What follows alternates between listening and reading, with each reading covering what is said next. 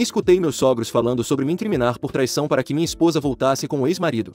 Estou com minha esposa Abby há 6 anos e a cada dia que passa eu a amo mais e mais. Estamos esperando nosso primeiro bebê. Sempre que chegam as festas de fim de ano passamos alguns meses visitando a família dela. Eles têm sido falsos comigo, falam de maneira agradável, mas é óbvio que não gostam de mim, especialmente quando falo sobre minha infância. Eles me veem como um delinquente por ter crescido em um orfanato. Neste ano, quando minha esposa e eu chegamos, a família estava animada, dizendo que Alan está vindo. Nunca ouvi falar dele e minha esposa parecia indiferente, então pensei que fosse algum primo. Mas Alan, descrito como alto, bonito, rico e simpático pela minha sogra, era o ex-marido e primeiro amor da minha esposa. Quando ele chegou, tentei me dar bem com Alan, mas ele me ignorava e aproveitava toda oportunidade para se aproximar da minha esposa, fazendo piadas sobre a intimidade deles no passado. Eu não levei para o lado pessoal porque não queria parecer ciumento, mas foi difícil me segurar quando ele fez piadas sobre minha esposa. Ultimamente ele tem visitado a família todos os dias e a família da Abby começou a comparar alto e bom som ele comigo. Eles adoram o Alan e eu me sinto ciumento porque o tratam melhor do que a mim. 2 dias atrás ouvi minha sogra e cunhado falando sobre como seria bom se Abby tivesse ficado com Alan, pois ele é um homem inteligente e muito melhor do que eu.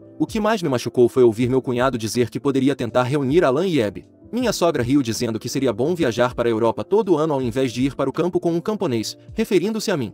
Então ouvi minha sogra sugerir que me incriminassem por traição, fazendo um perfil falso de namoro online, e meu cunhado concordou dizendo que valeria a pena considerar. Isso realmente abriu meus olhos e agora percebo como meu cunhado faz muitos comentários elogiando Alan para minha esposa. Abby às vezes entra na conversa, mas na maioria das vezes corta meu cunhado ou minha sogra. Atualização. Depois de ouvir meus sogros planejando me incriminar por trair minha esposa para que ela voltasse com o ex-marido, decidi falar com minha esposa Abby sobre o que ouvi da mãe e do cunhado dela. Assim que terminei de falar, Abby me beijou na testa e saiu correndo grávida do quarto para gritar com todos na sala de estar, dizendo quão nojentos eles eram e como Alan não chega aos meus pés. Ninguém falou, exceto uma tia que tentou justificar dizendo que eles estavam apenas brincando. Em algum momento Abby disse à mãe que, gostasse ela ou não, estava casada comigo e teria o bebê comigo, então para se calar e aguentar. Minha esposa então discutiu com os irmãos em particular. Meus cunhados conversaram comigo e admitiram que só fizeram isso porque achavam que eu estava forçando Abby a se casar e viver em uma fazenda longe da família, mesmo que ela própria tenha dito que foi ideia dela casar em segredo e morar na fazenda. Os 3 irmãos se desculparam e estavam envergonhados pelo comportamento, dizendo que só convidaram Alan para me provocar. Depois disso, a maior parte da família nos pediu desculpas. Abby disse a todos que não quer mais ver Alan em casa enquanto estivermos lá. Ela não vai proibir que falem com ele, mas não quer vê-lo por perto porque é desconfortável. E o fato de todos permitirem que ele fizesse piadas sobre intimidade foi profundamente repugnante. Minha sogra tentou reclamar, mas Abby simplesmente disse: "Cala a boca, mãe." E saiu da sala comigo. No quarto, Abby confessou que também se sentia desconfortável, mas como Alan é amigo da família, preferiu não dizer nada além de fazer comentários passivo-agressivos para ele. Por exemplo, depois do ano novo, enquanto todos comiam, Alan acariciou a barriga dela sem perguntar, e minha esposa disse que o morderia se ele fizesse isso de novo. Ele nunca mais fez. Abby disse que falou com Alan que não gosta de ser tocada por outras pessoas, e ele disse que ela estava exagerando e a deixou falando sozinha. Me sinto estúpido por não perceber o desconforto dela. Por curiosidade, perguntei por que ela terminou com Alan. Ela disse que ele sempre a tratava como se soubesse de tudo e explicava coisas que ela já sabia, como usar uma torradeira, como se ela fosse uma criança de 3 anos. Abby nunca achou necessário falar sobre esse relacionamento porque não era relevante e me vê como seu primeiro amor, não Alan. Pedi desculpas a Abby por não perceber o desconforto dela e por só olhar para os meus próprios sentimentos sem falar sobre isso como casal. Abby também pediu desculpas pelo mesmo. Prometemos comunicar essas coisas um ao outro, não importa o que. Ontem saímos juntos e quando voltamos minha sogra estava fria, mas se desculpou com minha esposa. Abby disse que ela deveria se desculpar comigo. Minha sogra e eu conversamos sozinhos por um tempo, e embora eu ainda esteja chateado, prometemos ser ao menos civilizados um com o outro pelo bem de Abby e do bebê. Alan não está mais presente na família. Ontem consegui o número dele para enviar uma mensagem esclarecendo por que ele não pode voltar e por que não quero que ele se aproxime da minha esposa. Ele me bloqueou sem responder, acho que entendeu, mas se não, não tenho problema em falar sobre isso cara a cara. Próximo relato. Contei ao meu filho que tenho 2 filhos, e ele não é um deles. Quando tinha 46 anos engravidei minha namorada da época, estava apavorado, mas assumi a responsabilidade e casei com ela. Foi difícil, mas nos mantivemos por 8 anos até que a peguei me traindo. Terminei o casamento e comecei a cuidar do meu filho em conjunto, ele era meu mundo. Meu pai nunca esteve presente, então jurei ser o melhor pai possível. Tinha meu filho comigo todo fim de semana, sempre pontual e pronto. Mesmo trabalhando em tempo integral e estudando sempre lhe dava total atenção, ele era meu melhor amigo e filho. Mesmo com pouco dinheiro vivemos aventuras incríveis, ele adorava passar tempo com minha família e tinha amigos no meu bairro. Tudo ia bem até ele completar 11 anos, ele começou a evitar visitas. Sua mãe tinha um novo namorado rico que os levava para viagens e atividades divertidas. No início não reclamei, mas após 6 meses ele só me visitava um fim de semana por mês. Após 9 meses parou completamente. Depois de 3 meses tentando contato sem sucesso, minha família contratou um advogado para processar minha ex por alienação parental. Perdi e fui obrigado a pagar mais pensão. Ao sair do tribunal, o advogado da minha ex me ofereceu anular a pensão se eu abrisse mão dos meus direitos paternos. Recusei até o advogado dizer que era desejo do meu ex-filho e da ex-esposa. Pedi para falar com meu filho sozinho com os advogados presentes, e ele confirmou que queria que eu abrisse mão dos direitos. Expliquei que isso significava que não seria mais seu pai e não poderia mais visitar. Ele confirmou sem hesitar. Fiquei devastado, mas assinei os papéis. Desde aquele dia até 2 dias atrás ele nunca mais falou ou teve contato comigo ou minha família. Quase perdi a vida por isso. Comecei a beber e fiquei bêbado por semanas. Um dia desmaiei e aspiraria meu próprio vômito se não fosse pela vizinha que me viu convulsionando e chamou a emergência. Fiquei 2 semanas no hospital com pneumonia por aspiração. Depois voltei para minha cidade natal. Consegui um novo emprego. Malhei e passei 4 anos em terapia intensiva. Finalmente consegui seguir em frente. 6 anos depois conheci minha atual esposa, que tinha um filho de 11 anos. No início fui reservado com ele, mas ele era tão incrível que não pude evitar me apaixonar. No dia em que ele fez 18 anos, pediu para eu adotá-lo. Seu pai o abandonou aos 5 anos e nunca mais apareceu. Foi o dia mais orgulhoso da minha vida. Ele e sua mãe transformaram minha vida e me deram um motivo para viver. Agora não só tenho meu maravilhoso filho adotivo de 19 anos que está servindo nos fuzileiros navais, mas também tenho um filho de 4 anos e uma filha de 18 meses. Minha carreira também decolou e estou indo muito bem para mim e minha família. Eu sou uma história de superação. Passei de um homem que ninguém poderia amar para um pai de família bem-sucedido com 3 filhos e uma esposa maravilhosa. Eu sobrevivi. Cerca de 3 semanas atrás recebi uma ligação no escritório. Era a cunhada da minha ex. Ela me informou que minha ex havia falecido. Simplesmente respondi ok e desliguei. Faziam 14 anos que não tinha contato com aquelas pessoas e não tinha desejo de saber nada sobre elas. No dia 4, minha família e eu estávamos nos preparando para um piquenique quando alguém bateu a porta. Era meu primeiro filho biológico. Abri a porta e ele disse: "Olá, pai. Sou seu filho." Sem hesitar, respondi: "Não, você não é. Tenho 2 filhos e você não é nenhum deles. Por favor, saia da minha propriedade." Ele ficou parado atônito enquanto eu fechava a porta. Depois de um momento ele se foi. Enviei um texto para minha família informando que ele estava por perto e que não tinha intenção de ter contato com ele, e cortaria qualquer um que o fizesse da minha vida. Fazia 14 anos, não devia nada a ele ou à família dele. Tive que ouvir minha mãe chorar por ele no leito de morte. Fiquei numa cama de hospital com uma máquina respirando por mim, desejando que desligasse e me deixassem ir por causa daquele garoto. Aprendi na terapia que ele tinha o direito de fazer suas próprias escolhas, mas que eu também tinha o direito de fazer as minhas. Minha escolha foi seguir em frente sem ele como ele queria. Ele não tem direito de voltar à minha vida e me perturbar ou à minha família. Agora toda a minha família concorda comigo, até minha esposa e meus sogros concordam que nada de bom pode vir disso. Ele tem 26 anos agora, ele teve 8 anos para me contatar e não o fez. Agora que a mãe dele faleceu, de repente sou importante. Não me importo se ele tinha 12 ou 200 anos na época. Ele tomou a decisão, e se você visse o olhar nos olhos dele quando disse sim, saberia como eu que ele não se importava comigo. Então tive que parar de me importar com ele para sobreviver. Ele não tem direito de me emboscar na minha varanda e agir como se fosse algo para mim agora. Descobri que minha irmã era quem estava dando a ele e a cunhada da minha ex minhas informações de contato. Minha irmã, a quem amo muito, está inconsolável por eu não dar uma chance a ele. Aparentemente ele a ligou depois de vir à minha casa e se desmanchou em lágrimas. Disse a ela para parar por aí, não me importo. Mas agora ela está me implorando, pela nossa mãe, para me encontrar com esse rapaz. Então eu pergunto, há algo de bom que possa vir de um encontro com esse rapaz agora? Próximo relato. Minha mãe egoísta e meu padrasto querem que eu desista do dinheiro que meus avós me deram para financiar o fundo de tratamento do meu irmão. Minha mãe se casou com Alan há 2 anos. Eu tinha 13 anos na época e os 2 filhos de Alan eram Emma, que tinha 9 anos, e Noah, que tinha 3. Noah foi diagnosticado com câncer no ano passado e minha mãe e seu marido foram informados sobre um tipo diferente de tratamento que ele poderia receber em outro país. Se eles pudessem arrecadar o dinheiro, seria melhor para Noah do que os tratamentos disponíveis nos Estados Unidos. Minha mãe e Alan não podiam pagar. Então eles têm enviado ele para tratamento aqui, economizando para o tratamento de Noah. Eles fizeram muitos cortes e pediram que Emma e eu entregássemos qualquer dinheiro que recebêssemos para eles poderem pagar por isso. Eles têm cerca de 70% ou algo assim agora. E isso veio de cortar muita coisa. Comemos refeições muito básicas. Eles cancelaram nossa internet e não fizemos nada para nossos aniversários ou Natal. Desde que a economia começou, qualquer dinheiro que entra na casa vai para o essencial ou para o fundo de tratamento. Meu pai morreu há 9 anos e minha família paterna continuou fazendo parte da minha vida. Eles sabem o que tem acontecido e têm me comprado pequenos mimos e me levado para comer fora quando podem. Eles também me dão dinheiro a cada 2 semanas para que eu possa ter algo se precisar. Tenho escondido esse dinheiro porque sei que seria obrigada a entregá-lo. Eu levo comigo para todo lugar porque Emma tem o hábito de bisbilhotar e depois contar para o pai dela. Ela já me perguntou antes por que eu não faço trabalho de babá para ajudar a arrecadar mais dinheiro para o irmão dela. Ela trabalharia se pudesse, mas ela só tem 11 anos.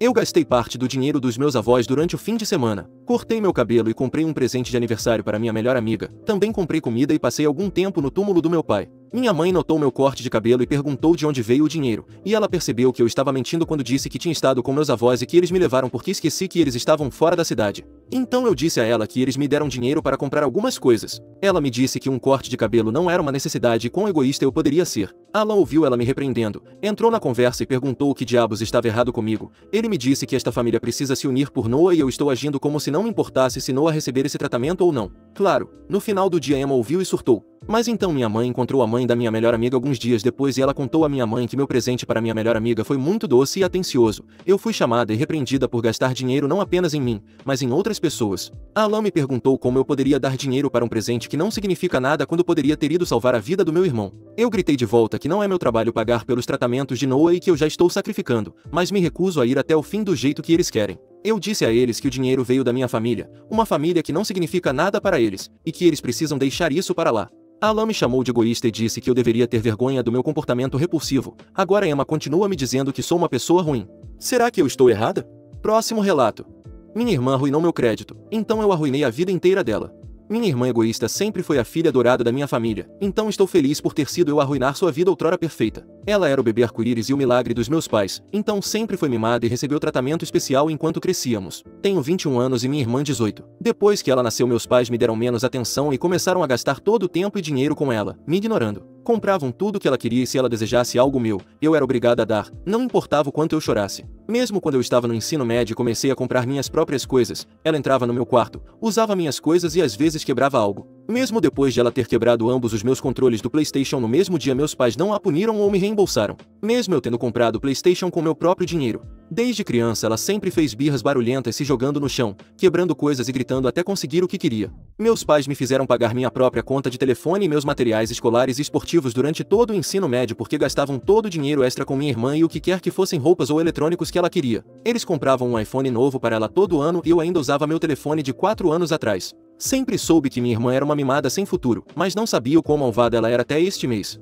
Finalmente economizei dinheiro suficiente para me mudar da casa dos meus pais e me afastar da minha irmã tóxica. Estava farta dela quebrando e roubando minhas coisas e mal podia esperar para morar sozinha. Comecei a procurar apartamentos e foi nesse processo que descobri que meu score de crédito estava terrível, apesar de nunca ter aberto uma linha de crédito na minha vida. Se você não sabe sobre pontuações de crédito, isso é muito ruim, e significava que eu não poderia me mudar tão cedo. Fui ao banco e lá descobri que minha irmã havia aberto vários cartões de crédito em meu nome. Estourou todos os cartões e escondeu todas as faturas de crédito que vinham pelo correio para mim. Nunca estive tão furiosamente irritada na minha vida. Cheguei em casa e mostrei aos meus pais a prova do que ela havia feito. Não me surpreendeu quando eles a defenderam, dizendo que ela era apenas uma criança e provavelmente não entendia o que estava fazendo. Cansei deles e confrontei minha irmã, chamei ela de inútil, egoísta e disse que ela pagaria por tudo isso. Disse que ela finalmente aprenderia sobre o mundo real e que não importava se ela era da minha família. Ela era uma adulta legal agora e eu a processaria. Minha irmã achou que eu estava blefando. Ela riu na minha cara e disse que meu dinheiro era dinheiro dela porque eu era da família dela e era para isso que a família servia. Saí de casa por alguns dias e fiquei com um amigo. Conversei com um advogado e fiz minha irmã ser notificada com os papéis do tribunal. Desliguei meu telefone quando meus pais começaram a me ligar insistentemente. Depois que minha irmã foi notificada, voltei para casa outro dia para arrumar mais algumas coisas. E minha irmã estava vermelha de raiva, chorando e implorando para que eu retirasse a acusação contra ela. Ela se jogou no chão e tudo, apesar de ser legalmente uma adulta. Ela estava chutando minha porta enquanto eu arrumava as coisas e gritava comigo, dizendo que eu não podia fazer isso com ela e que ela não merecia. Ela disse que seria arruinada antes mesmo de se formar no ensino médio. Nesse momento ri na cara dela. Meus pais também imploraram para que eu não processasse ela novamente. Disseram que ela era apenas uma criança. Eu disse a eles que eles não se importaram comigo quando eu era apenas uma criança. Então por que eu deveria me importar com minha irmã? Estou processando ela por cada centavo que ela roubou de mim, e depois disso nunca mais falarei com minha família até o dia da minha morte.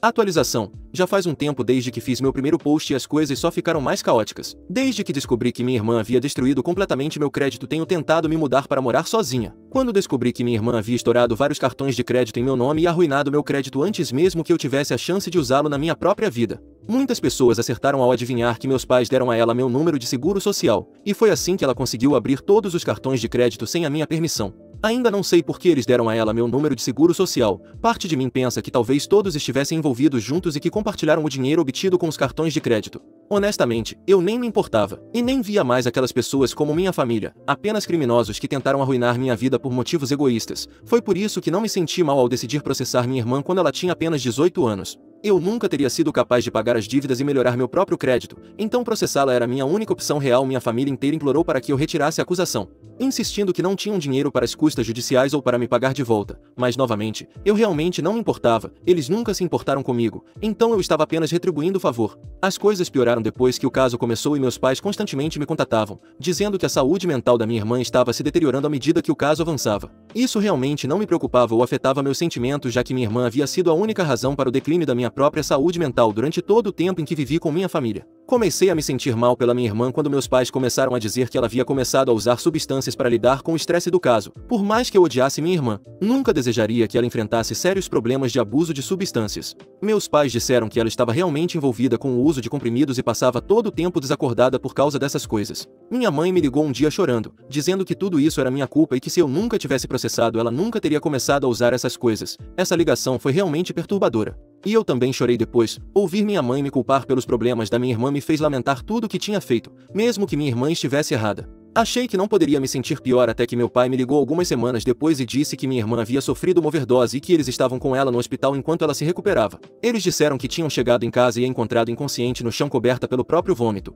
Eles a levaram às pressas para a sala de emergência, chegando a tempo de salvar a vida dela. Assim que soube disso, soube que precisava visitá-la no hospital. No final das contas, ela era minha irmã mais nova e meu coração se partia em saber que ela estava passando por isso. Mas quando cheguei ao hospital, meus pais surtaram comigo e me mandaram embora. Eles até chamaram a segurança do hospital para me escoltar para fora. Agora estou sentada no meu carro do lado de fora do hospital, porque no fim das contas, só quero estar perto da minha irmã enquanto ela passa por isso. Agora sinto que nunca deveria ter feito isso com a minha família, e desejo poder voltar atrás em tudo.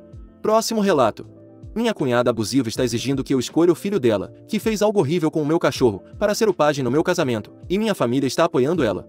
Meu noivo e eu estamos juntos há 15 anos, ficamos noivos no ano passado e temos planejado lentamente um casamento íntimo para fevereiro de 2024. Temos uma lista de convidados de 35 pessoas, e cada um escolheu 2 pessoas para serem padrinhos e madrinhas. Ele vai ter o filho da irmã dele, de 6 anos, como pajem, e eu decidi ter a filha da irmã dele, de 4 anos, como da minha. Tenho um ótimo relacionamento com a família dele e um relacionamento muito estranho com a minha. Postei um anúncio na nossa página do casamento no Facebook sobre as escolhas. Era apenas uma foto das crianças escolhendo vestidos e ternos com a mãe delas. 2 horas depois recebi uma ligação da minha mãe perguntando onde a foto foi tirada e se era onde eu estava comprando meu vestido. Eu disse que era eles escolhendo suas roupas para o casamento. Ela disse que fofo e depois me disse que tinha que ir a um compromisso. Então terminamos a conversa e foi isso. 30 minutos depois meu telefone tocou de um número que eu não reconheci, então eu ignorei. Vi que deixaram um correio de voz, então ouvi. Era a esposa do meu irmão. Meu irmão é um péssimo, então eu não falo com eles a menos que seja forçada. Ela estava furiosa, gritando e chorando pelo fato de eu não ter escolhido o filho e a filha dela e que eles nunca me perdoariam e que eu não significo nada para eles. Escolhi ignorar isso já que não tenho relacionamento com eles, especialmente considerando que meu sobrinho tirou a vida do meu cachorro quando tinha 7 anos e meu irmão e sua esposa acharam engraçado. No entanto, não me expliquei pois não lhes devia nenhuma explicação. 2 dias depois bateram na minha porta, e adivinha quem era? Meu irmão e sua esposa. Ela estava exigindo saber por que eu não escolhi os filhos deles e por que dei o lugar deles para algumas crianças aleatórias. Respondi calmamente que não era o lugar deles e que as crianças não eram aleatórias. Ela começou a chorar histericamente e a dizer que seus filhos mereciam isso por eu ser uma pessoa horrível. Eu disse a eles que ela e meu irmão nem mesmo foram convidados e que precisavam sair da minha propriedade. Meu irmão ficou em silêncio durante toda essa situação.